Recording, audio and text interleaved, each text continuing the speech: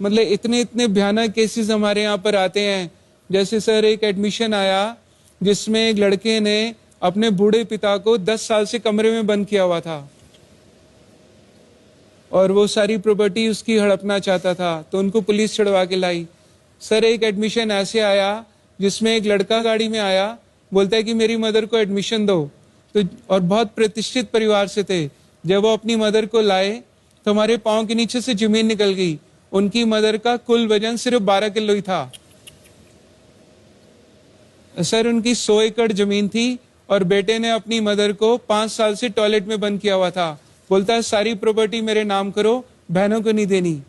और सर एक एडमिशन ऐसे आया जिसमें कि हम दहल ही गए कि बच्चे कितने घिनौने अपराध कर रहे हैं।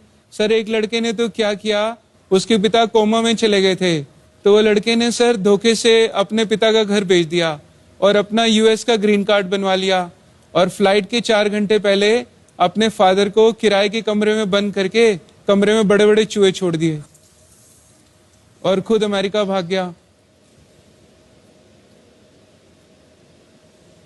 इसके अलावा सर क्रूएलिटी इतनी चरम सीमाएं पार कर चुकी है कि इंसान सिर्फ अपने ही शेल में होकर रह चुका है। हम पत्थर देर और कठोरता की तरफ बढ़ते जा रहे हैं।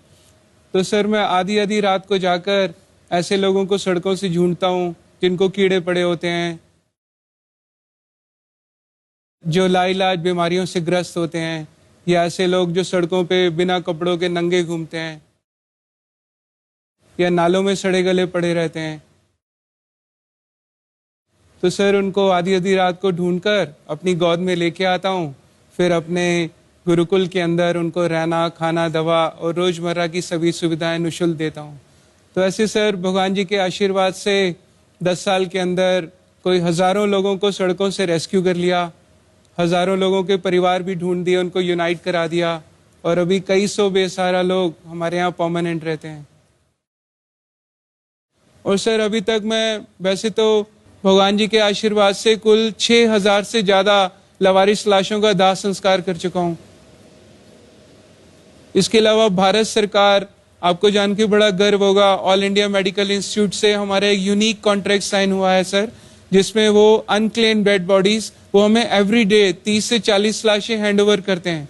सर इनमें अनक्लेम्ड बॉडीज हैं ये? Yes sir. यानी कोई आता नहीं है बताने के लिए कि कौन? नहीं सर, बच्चे आजकल माँ बाप की अस्थियां लेने भी नहीं आते सर।